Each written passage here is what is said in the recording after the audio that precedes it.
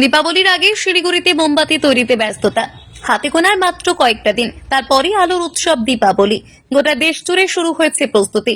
তবে আধুনিকতার ছোঁয়ায় ধীরে ধীরে কমে যাচ্ছে মাটির প্রদীপ এবং হাতে তৈরি মোমবাতির চাহিদা। বাজারে এখন নানা রঙের বৈদ্যুতিক লাইট, এলইডি স্ট্রিপ এবং ইলেকট্রিক মোমবাতি ভরিয়ে দিয়েছে দোকান। তবুও প্রথা এবং ঐতিহ্যের টানে দীপাবলির আগে বেড়ে যায় আসল মোমবাতির চাহিদা। বাঙালি সংস্কৃতিতে এখনো দীপাবলিতে মোমবাতি এবং প্রদীপ জ্বালানোর রীতি অটুট। সেই কারণেই সারা বছর বিক্রি না থাকলেও উৎসবের মরশুমে কারখানাগুলিতে তৈরি হয় হাজার হাজার মোমবাতি। শিলিগুড়ি শহরের বিভিন্ন এলাকায় ছোট ছোট কারখানাগুলিতে চলছে জোর প্রস্তুতি। প্রায় এক মাস আগে থেকেই সেখানে পুরো দমে শুরু হয়েছে মোমবাতি তৈরির কাজ।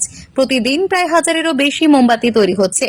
এই মোমবাতিগুলি শুধু শিলিগুড়ি বাজারেই নয়, পাহাড় এবং ডুয়ার্সের বিভিন্ন এলাকাতেও সরবরাহ করা হয়। ব্যবসায়ীদের কথায়, বছরের অন্য সময় বিক্রি কম থাকলেও দীপাবলির আগে এই কয়েক সপ্তাহেই বেশিরভাগ চাহিদা পূরণ করতে হয়। এই সময়টা আয়ের মূল ভরসা। অন্যদিকে অনেক ক্রেতাই বলছেন, যদিও এখন বাজারে নানা রকম ইলেকট্রিক লাইট পাওয়া যায়, কিন্তু মোমবাতির আলোয় যে ঐতিহ্যের উষ্ণতা আছে সেটার কোনো কৃত্রিম আলোয় মেলে না। তানিয়া সরকারের রিপোর্ট, পাহাড়িয়া টাইমস।